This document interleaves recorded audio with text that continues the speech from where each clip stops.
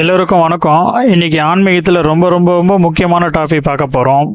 அது என்னன்னாக்கா, இந்த உடல் இருக்கு பார்த்தீங்களா, அது 7 தாதுக்களாக ஆனது.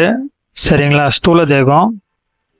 இந்த உடலில் வந்து பார்த்தீங்கன்னாக்கா தச வாயு இருக்குது, தச நாடி இருக்குது. அது வந்து பார்த்தீங்கன்னாக்கா சூட்சும தேகம். அதுக்கப்புறம் பார்த்தீங்கன்னா இது எல்லாத்துக்கும் காரணமாக இருக்குது வந்து பார்த்தீங்கன்னா காரண தேகம். காரண தேகம்னாக்கா இது வேற ஒன்றும் இல்லை, பஞ்சபூதம் இருக்குது பார்த்தீங்களா, நிலம், நீர், நெருப்பு, காற்று, ஆகாயம். இதுதான் வந்து பார்த்தீங்கன்னா காரணம். சரிங்களா? இது எல்லாம் உருவாகிறதுக்கு காரணம் எது? அதுதான் காரண தேகம். சரிங்களா? நீங்கள் வந்து மனித உடம்புல வந்து பார்த்தீங்கன்னா 7 தாது மனுஷ உயிருக்கு வந்து தேவையில்லாமல் போகணும்.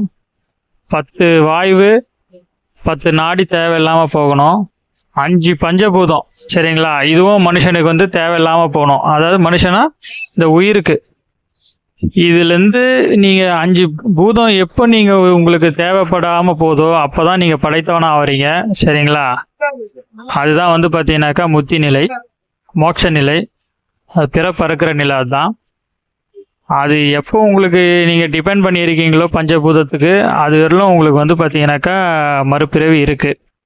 அதுலேருந்து எப்போ உங்களுக்கு அதோட அந்த பஞ்சபூதம் உங்களுக்கு தேவைப்படாமல் இருக்கோ அப்போ தான் உங்களோட பிறவி அறுக்கும். இதுதான் உண்மை. நன்றி, வணக்கம்.